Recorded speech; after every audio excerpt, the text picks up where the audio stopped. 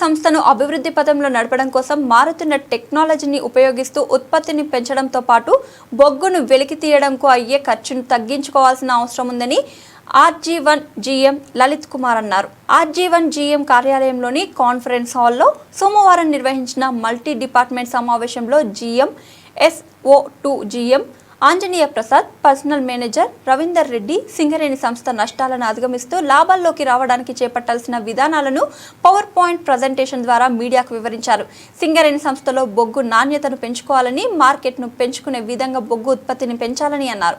భూగర్భ గనుల్లో ఉత్పత్తిని పెంచడం ద్వారా సంస్థకు లాభాలు వస్తాయని తెలిపారు. గనుల్లో ఉత్పత్తిని పెంచే అవకాశాలున్నా కొన్ని కారణాల కారణంగా మనం తక్కువ ఉత్పత్తిని సాధిస్తూ వస్తున్నామని, అధిక పని గంటలు యంత్రాలను వినియోగం చేసుకునే అవకాశం ఉన్నా కూడా ప్రతిరోజు 6 గంటల లోపే యంత్రాలను వినియోగిస్తున్నామని, యంత్రాల వినియోగాన్ని పెంచుకోవాలని సూచించారు. ఈ విషయాలను రేపటి నుంచి ప్రతి గనిపై ప్రతి డిపార్ట్మెంట్లో మల్టీ డిపార్ట్మెంట్ సమావేశాలు నిర్వహించి కార్మికులకు, అధికారులకు వివరించడం జరుగుతుందని తెలిపారు.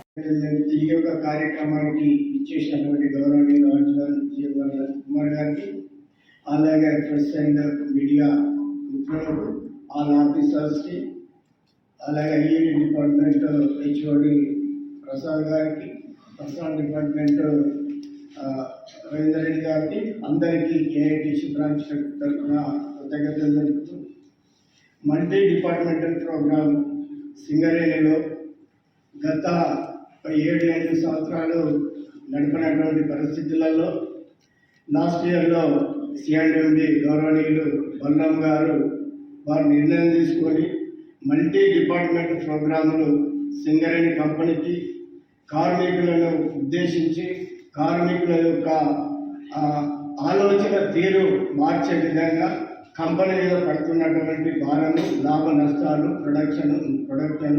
ప్రొడక్టివిటీ మీద వచ్చేటువంటి ఆదాయ నష్టాల మీద మల్టీ డిపార్ట్మెంట్ ఈ యొక్క సింగరేణిలో మంచిగా పనిచేస్తున్న ఉద్దేశంతో లాస్ట్ ఇయర్లో కూడా సింగరేణి వ్యాప్తంగా అలాగే RG1 ఏరియాలో మల్టీ డిపార్ట్మెంట్ ప్రోగ్రాంలు డిపార్ట్మెంట్ల మీద వాయిల మీద జరిపి మనకు వస్తున్నటువంటి RG1లో వస్తున్నటువంటి లాభము, నష్టము, మెటీరియల్ ఎంత వస్తుంది, ఎంత వస్తుంది, ఎంత ఖర్చు అవుతుంది అనేది కూడా మల్టీ డిపార్ట్మెంటల్ ద్వారానే ప్రతి కార్మికుడికి, అధికారికి తెలియపరుస్తూ ఉన్నారు. దీనికి ఏఐటీసీ తరఫున ధన్యవాదాలు తెలుపుతూ ఈ యొక్క మల్టీ డిపార్ట్మెంట్ ప్రోగ్రామ్ను ఈ సంవత్సరం కూడా కొనసాగిస్తున్నాము. ఈ సంవత్సరం ఉన్నటువంటి మనకు నిర్దేశించినటువంటి ప్రొడక్షన్ 72 మిలియన్ లక్షల టన్నుల బొగ్గును మన RG1కు సంబంధించినటువంటి లక్ష్యాలను అధిగమిస్తూ కార్మికులకు ఎలాంటి చిన్న దెబ్బ తాగకుండా అంతర్గంలో మైలో కానీ, ఊసిలో కానీ ఎలాంటి భయం జరగకుండా మంచి యంత్రం ఇక్కడ 2 కంటిన్యూస్ మైనర్స్ జీడికే లెవెల్ ఇంట్లో ఎల్హెచ్డీలు SDL కూడా ఇక్కడ 1 ఇంక్లైన్లో 2 ఇంక్లైన్లో 2 ఇయర్లో నడుస్తూ ఉన్నాయి. ఇక్కడ కూడా ప్రమాదాలకు తావీయకుండా మంచి ప్రొడక్టివిటీ తోటి నాణ్యత గల బొగ్గును తీసుకొని ముందుకు పోయి మన కంపెనీ ఇంకా ముందుకు తీసుకెళ్లాలని వివిధ రంగాలలో కూడా మన కంపెనీ పోతా ఉంది. అలాగే ఇవాళ సోలార్ విద్యుత్ కూడా STPP లాంటి మన కంపెనీకి ఇంకా ముందు పోతుంది. కాబట్టి మన కంపెనీ కాపాడుకునే బాధ్యత కార్మికుల పైన, అధికారుల పైన, రాత్రి పేద కూడా ఉన్నదాన్ని తెలియపరుస్తూ నాకు అవకాశం మీ అందరికీ మరొక RG1 బ్రాంచ్ కమిటీ తరఫున కృతజ్ఞతలు ముగిస్తాను. అందరికీ నమస్తే.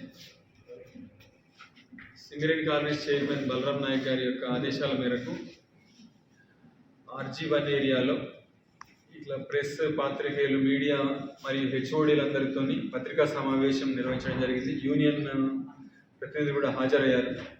ఇందులో ముఖ్యంగా ఏంటంటే కంపెనీ పరిస్థితులు, మనము ఉత్పత్తి చేయడానికి అవుతున్న ఖర్చులు, మనం అమ్ముతే వస్తున్న ఎంత వస్తున్నది, లాభాలు, నష్టాలు కానీ, అట్లనే లోపాలు ఎక్కడెక్కడ ఉన్నాయి, సరి చేసుకోవాల్సిన ఎక్కడెక్కడ ఉన్నాయి, అట్లనే ఈ మార్కెట్ పరిస్థితులు ఎట్లా ఉన్నాయి, వీటన్నిటిని కూడా వివరంగా చర్చించడం జరిగింది. కార్పొరేట్ నుంచి ఇట్లా పవర్ పాయింట్ ప్రజెంటేషన్స్ అట్లా జరిగింది. ఏరియా ప్రతి గని యొక్క ప్రతి పని మైన్లో కూడా ఉత్పత్తి ఖర్చు ఎట్లా ఉంది, అమ్మకం ధర ఎంత వస్తున్నది, లాభము, నష్టం, లోపాలు, సరి చేసుకోవాల్సినవి, ఇవన్నిటిని చర్చించడం జరిగింది. రేపటి నుంచి అన్ని గనుల మీద డిపార్ట్మెంట్ల మీద కూడా ఈ మల్టీ డిపార్ట్మెంట్ కమిటీలు విజిట్ చేసి వర్కర్లు, సూపర్వైజర్లు, అధికారులు, యూనియన్ ప్రతినిధులతో ఇది మరింత వివరంగా చర్చించబోతున్నాం. చేసుకొని వాళ్ళ నుంచి సలహాలు తీసుకోవడం కానీ, ఇటు మేనేజ్మెంట్ యొక్క అబ్జర్వేషన్స్ కానీ చెప్పి ఇటు మెరుగుపరచడానికి ప్రయత్నాలు జరుగుతున్నాయి. గత మల్టీ డిపార్ట్మెంట్ తర్వాత జీడీకే లెవెలింగ్ క్లైన్లో 3వ కంటిన్యూస్ మెయిన్ పెట్టాలని సలహా వచ్చింది. చైర్మన్ గారు చెప్పిన మీదట ఈ నెలలో దాని టెండర్లు ఫ్లోట్ అవుతున్నాయి. మా అంచనా సుమారు అది కనుక చేసినట్టే 110 కోట్ల నష్టాన్ని ఒక 50-60 కోట్ల నష్టం తగ్గించే అవకాశం ఉంది. ఈ రకంగా మల్టీ డిపార్ట్మెంట్ల ద్వారా ఖర్చును తగ్గించుకుంటూ, ఉత్పాదకతను పెంచుకుంటూ వివిధ రకాల చర్యలు తీసుకుంటునే కార్యక్రమం